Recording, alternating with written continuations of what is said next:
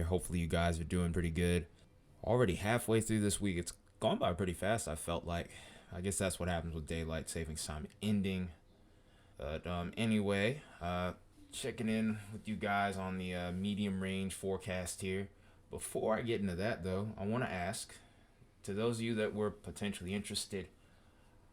I started doing I'm starting a playlist channel on how to understand half the crap that I'm talking about on here, how to be a weather nerd, so to speak. Basically, I'm still trying to figure out an actual name for that playlist. If you have a name, let me know in the comments, please, by all means, because I'm actually struggling to figure out a name for this thing. I mean, I think I literally just said one, but I'm not decided yet. So, any input's welcome. Any. But also, what did you think of that video if you happen to have seen it today? If you haven't, then I'll leave a little note right here in the top right corner around this time, and you might see it again periodically throughout the video, and you'll be seeing it also at the end of the screen page if you get that far. But a lot of the stuff in that video also talks a little bit about what I'm going to be talking about in this forecast, because while it is quiet right now, times are going to be changing. So let's start out by looking at the Storm Prediction Center. Nothing of note to talk about at this point. Not even in days 4 through 8, but I want to make note of days 7 and 8. While the potential as of right now is too low, I see something that makes me think they may go back on that, and they either upgrade it to predictability too low or maybe even higher. Who knows? But I'm seeing a couple looks which are leaving me to believe some things are about to change here. We'll also take a look, since we're getting close to the end of the month and we can kind of visualize the dates here. We could start talking about the temperatures that will be towards the end of the month and starting to even take a few looks at the first part of December. So we'll be talking about that in the next few videos, since there's not too much going on at the moment. I'm going to be using that a lot over the next few days at the moment.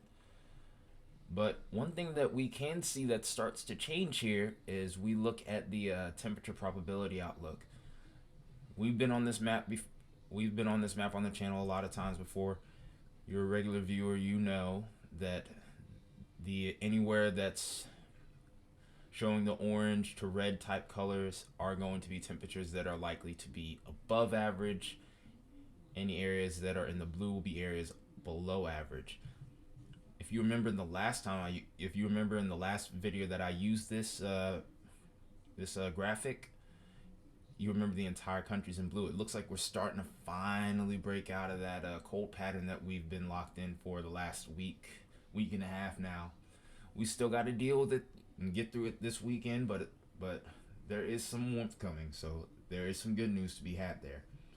Now, Florida, looks like you're going to be the first one to experience it. And there's pretty high confidence that you're going to end up being above average. And then over towards the west, you're going to be above average. And then any areas in the white are represented as equal chance. You could see a little bit of both. We look through days 8 through 14, and this will take us through the rest of the month. And we look like we're starting to get back into a slight little cold snap towards the eastern half of the country. Seems like we're caught in a little bit of a positive PNA, but this will also, I think, lead to an active weather pattern, because I do think eventually that we're going to start to flip-flop back into that negative PNA. Atmosphere is trying to figure out what it wants to do, so brace yourselves. That being said, you can almost kind of see an indicator of the more active pattern coming, because you see that little corner over there in the northwest where there's a higher confidence of above average precipitation, and that includes the potential for snowfall or wintry weather. So that area has increased confidence. But then once we get towards the center of the country, it's a little bit more drier than average. Not saying that we can't see any sort of a storm system roll through here, but there's more confidence that it's going to be more dry than it is wet, if you know what I mean. No innuendos, please. Okay, maybe you can have a couple in the comments. I don't care. Just don't go overboard with them. That being said, though, we look towards the south and eastern half of the country. That's when there's a higher confidence that there's going to be more storm systems rolling through this region. So we're kind of getting into that more active pattern once again. I think the subtropical jet's going to be coming into play here. It's also mentioned in that video that I was talking about towards the beginning of the video. Go to days 8 through 14. It's a pretty similar story. Eastern half of the country is pretty active, and a good bit of the western half is pretty active, but towards the central part of the country, it looks like we're going to be a little bit drier than average. And that's pretty much what we could be looking at here through the other half of this month. So now that we've looked through that, let's actually take a look at the models here. And first and foremost, to those of you that did watch that video that was up this morning, that was talking about the jet stream, you might have a little bit better understanding of this map now. That's if this will load. Okay, there we go. Sort of. Gotta love my computer, right? Alright, so here is what we're looking like right now. Our storm system's moving out here. We have a positive tilt in the jet stream up here on the northern end here. We don't really have a whole lot going on with this. Might be a little shortwave piece energy that brings some snow in for the northern plains and the Great Lakes region. Not too much going on. Lake effect machine does seem like it's going to be rolling a little bit here, so we always got to be on the lookout for that. Eventually I'll actually be making a video about how the lake effect snow works and how you can get much greater totals than what you would on a traditional snowstorm if you end up being caught in that lake effect snow per se. But here's what we have going on here. Not a lot going on here. No robust storm systems throughout pretty much the rest of this week. There is a slight warming trend that tries to occur here on the latter half of this week. The east looks like it gets a little bit warmer, but not by too much. And it's when we start to get into next week is when those temperatures start to kick in a little bit more. Like towards the weekend, for example, it looks like the southeast is going to start to get a little warmer. But also with that, some more robust storm systems look like they're trying to take shape here. This one looks a little bit stronger, but not super organized. So I'm not super concerned about this just yet, but I will be watching it really close. It does at one point look like it tries to get a neutral tilt going. I just don't think it's quite strong enough just yet. But given how far out this is, a lot can still change with it. We're over 5 days out with this. So we'll have to watch this one close. And this is towards the 20th. So about 4 days from now. A lot of room for this to change here. And it looks like the computer's frozen again. Good grief.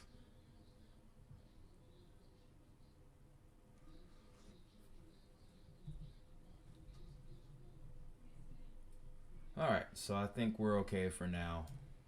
Have to see what this does. But it's a remnant little piece of energy. Definitely has gotten warmer at this point now though. And then a much bigger storm system starts to take shape here. And this one I'm a little bit more concerned about. This one I'm paying a lot closer attention to than that last one. And look how this really digs into that jet stream here. You see a nice pronounced trough, also a neutral tilted trough at that. It's dragging in some cold and warm air behind this. So there could be a big snowstorm on the north side of this, and then also there is a potential for severe weather on the south side of this. Right now, like I said, the Storm Prediction Center hasn't really said too much about this, and this is right around that day 7, day 8 period. So we're watching that real close. I think we're leaning more towards tomorrow's version of day 8 because day 8 is the 23rd. This is more towards the 24th. One thing about this storm system though, it does look pretty progressive, but there also is a nice little blast of cold air that comes in with it. And depending on the timing, it could bring some snow a little bit further south in areas that aren't expecting it. And also one other thing to note, the 24th is Thanksgiving. So this is going to be really interesting to try to forecast this on the holidays as well. And this may be something of note to anyone that's going to be traveling as well. I'll be keeping you guys posted on this over the next few days leading up to Thanksgiving, of course. So just stay tuned there and I'll have updates for it at least every couple other days, and then if things were to grow more significant, then I talk about it more daily. Move this along. This big storm comes through, and then right around the weekend, it starts to really cool down. But there's still a lot of energy with this system from the looks of it right now. We're about 9 days out, though, so a lot can change with this. This can look entirely different, but this is a very strong, but from the looks of it right now, it's a very strong system. I've seen this trend over the last couple of days, so I have some confidence in it. Not a lot, but I have some. I've seen this on the GFS, and now I'm seeing it on the Euro, so confidence is going up. We'll have to watch this really close again, and then we'll have to see what happens next.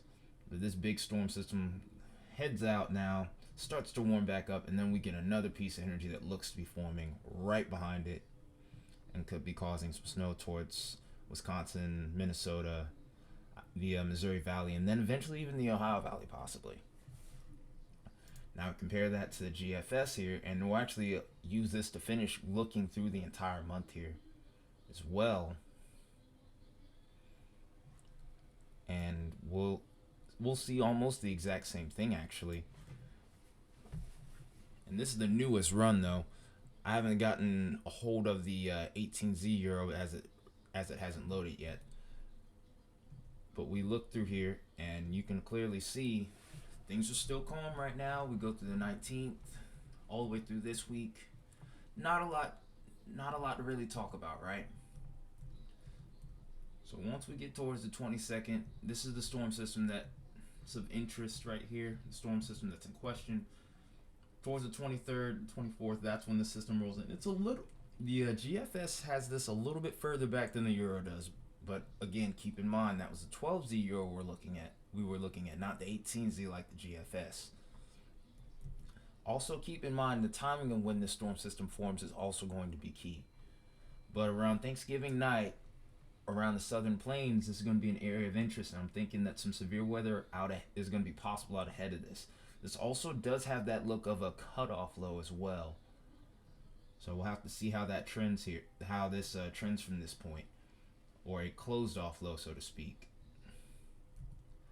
But this definitely has a boatload of energy in behind it. Then it takes that look where it's trying to go negatively tilted and draws in a lot of cold air, tries to draw in some cold air behind it. So this storm system looks like it will strengthen, and then also it could be a southeastern severe weather event that's possible with this as well. Temperatures definitely are looking warm enough just based off of these isobars here. So we're going to be really honing in on this over the next few days. GFS always tends to have this as stronger systems as well, so I'm not biting too heavily into this. But one thing I can also say is that this is going to drag in a lot of cold air behind it. And now we're long past the Euro range at this point, and we can see a big blast of cold air that comes into the northeast here. I'm seeing temperatures that could potentially be within the teens possibly for the morning hours in areas of far northern New York, maybe Maine, Vermont, New Hampshire. You guys could be dealing with a lot colder temperatures in the coming days. Within the end of the month, I would say, actually, like right to the end of the month. Then it looks like we start to calm back down once we get started with December, or so we thought. Then this Joker looks like it tries to come in. Keep in mind though, we're into no man's land at this point. Once we get into about 300 hours out, so it's gonna be hard to really hone in on this entirely. But if this trend holds, this could be another big problem here. And this looks like it has plenty of cold air to go behind this. This could really reset the pattern as well. But let's go ahead and also take a quick look at what the precipitation type could be, and we'll kind of just go from there. Start out looking at the Euro, and then we're going to finish out with the GFS.